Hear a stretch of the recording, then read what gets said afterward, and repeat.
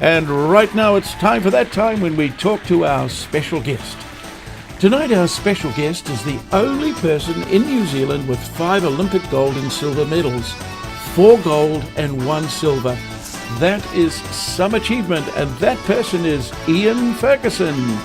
Ian's latest feat is the creation of an amazing facility for all our whitewater rafters. It's called the Vector Wero at Manukau City. You kayaked all the way here, didn't you, Ian? Almost, yeah.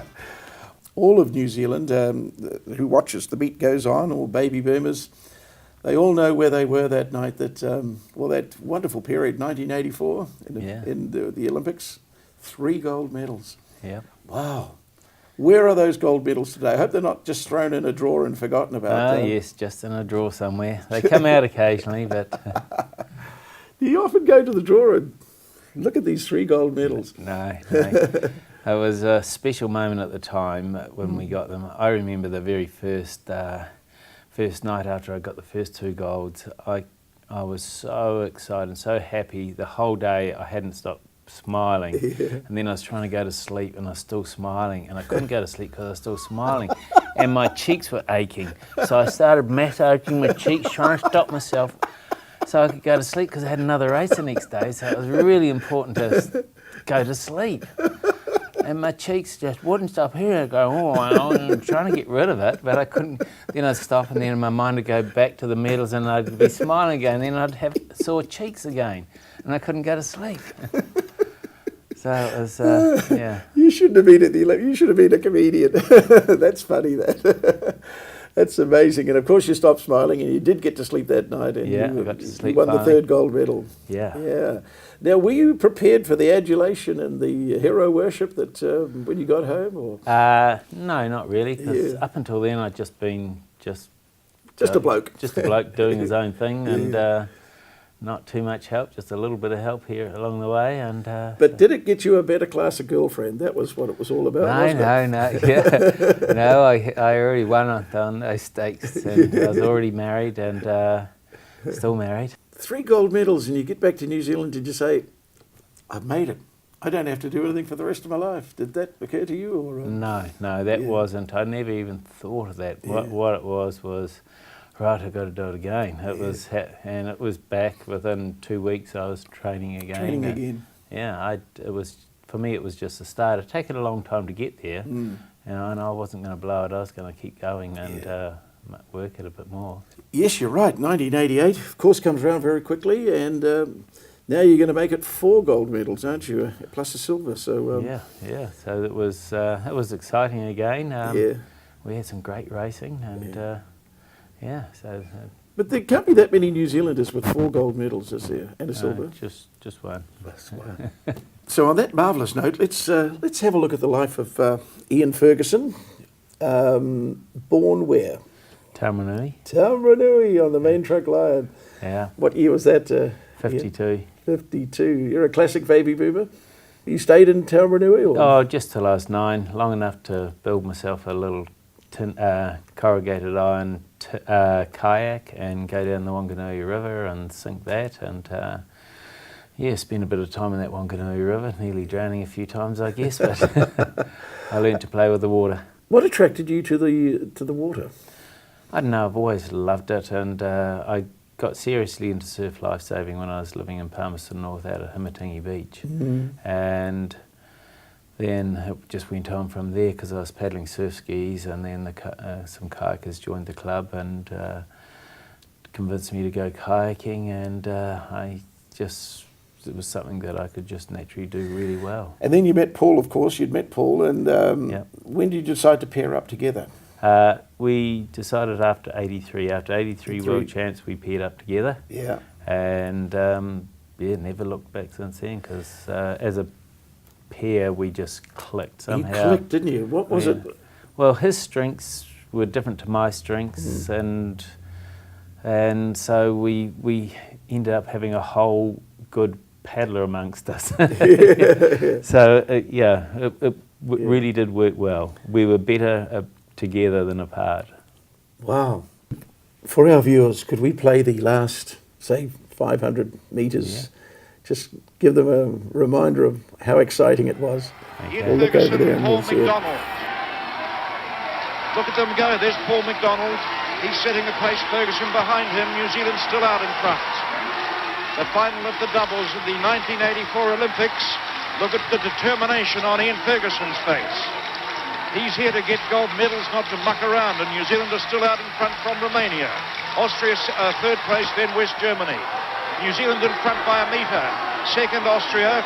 Third would be France now. Back then to the West Germans and Austrians. New Zealand are taking it up now. They're 3/4 of a length ahead of the field. And the new Olympic champions, Paul McDonald and Ian Fergusson. This is unbelievable. Coming across to become the Olympic champions for 1984. Wow, what a finish. That was the start of it all, wasn't it? Wasn't that wonderful?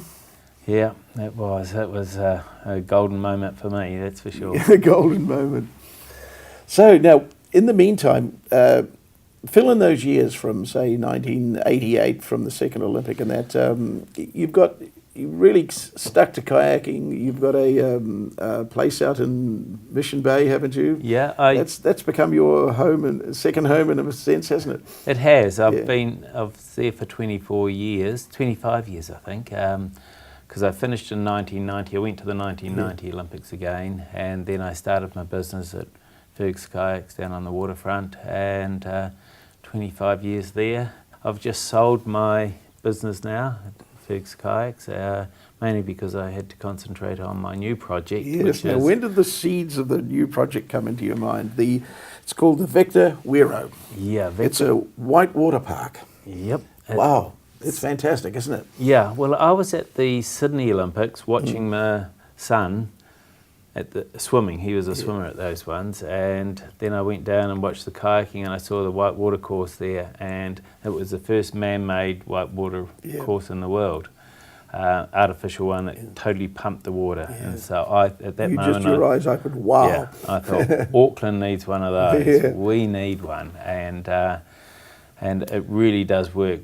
The Aussies haven't been out of the medals pretty much since getting that course, so we're hoping that will work here now. So that was, it took me 12 years from the time I got this plan up and to get it up and running. That's where I am now. So you suggested this fantastic whitewater park, and what sort of reaction did you get immediately? Would people look at you incredulously and say, "Oh, we couldn't afford that"?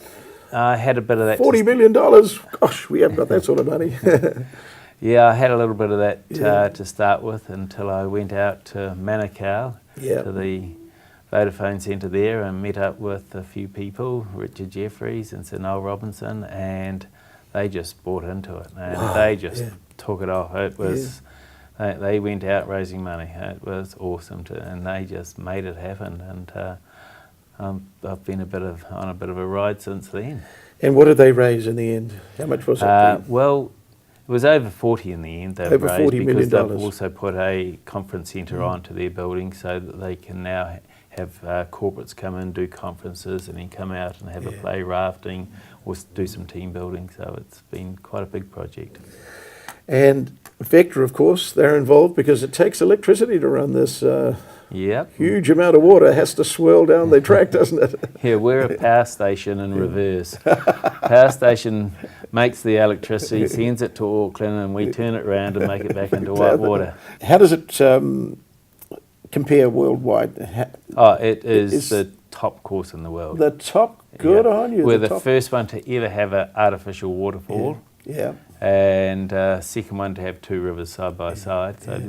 So we're definitely at the top of the chain at the moment. Now, what's this going to do for our young athletes? How will they'll get this training on this course, and they will, and they've been there straight away. They were there before we even opened, and first day they went in playing on it, I just loved it because I could hear the squeals of delight. That was so exciting for them because this is a real course. This is good stuff. Yeah. And they were so excited. It's hard. Yeah. Man, it's hard.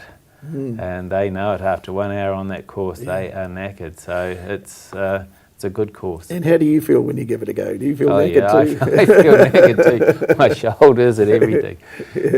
But I do love it. And But it's not just for those people, it's for anyone who wants to Yes, come exactly. in. Yeah. You can come and raft. So that's just the professional athletes, but of course it's open for the public, to, as you say, corporates and that. And what do they get out of it, the public and the corporates? Oh, they just love it. In fact, the best part, every time we turn the waterfall on, at the end of the hour, we turn the waterfall on, the rafts come rushing down the waterfall.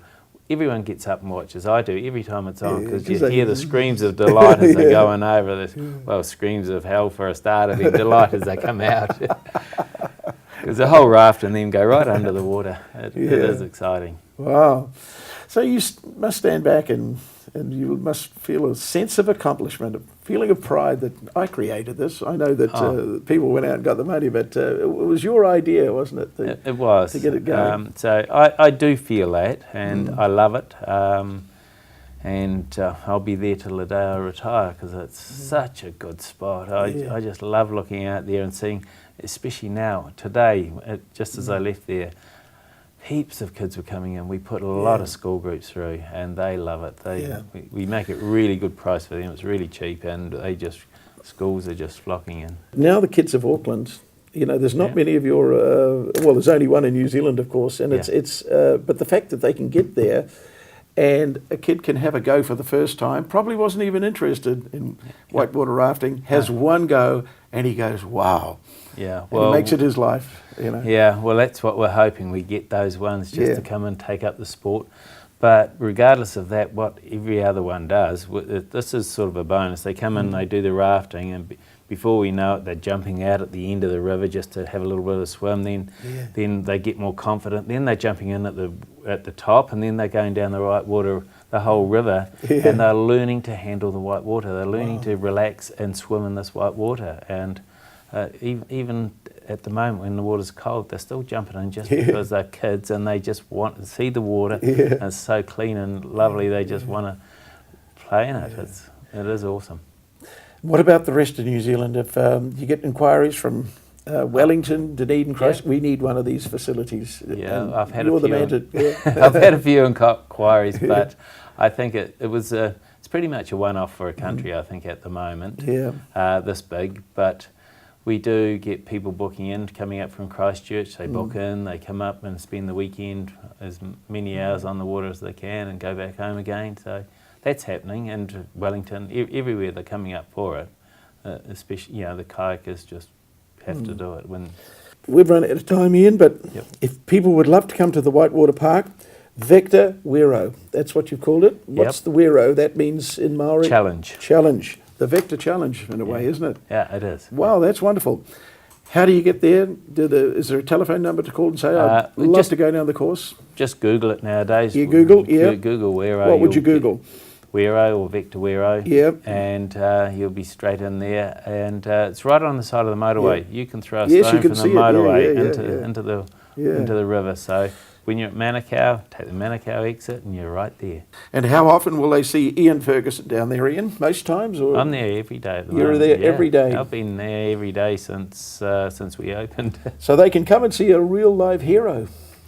Yeah, I'll be hiding in the background somewhere, doing the admin and making sure it all works. Oh, good on you. Ian, look, thanks for coming in today. I think it's wonderful what you've done. And they said to me that I should give it a go, but I thought, oh no, you'd enjoy it. You'd love it. No, you would love it. It's a real ride down that course. You're up and down, and we look after you. If you don't want to swim, you'll be right. We'll look after you. I'll give it some thought. Thanks, Ian.